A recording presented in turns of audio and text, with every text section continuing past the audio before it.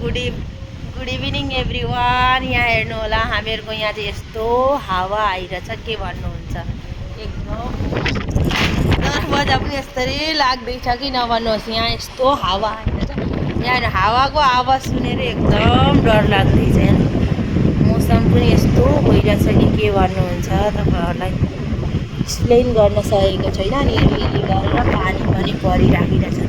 यहाँ हेर्नुहोस् धेरै डर लाग्दो छ। यहाँ हेर्नुहोस् न आमा,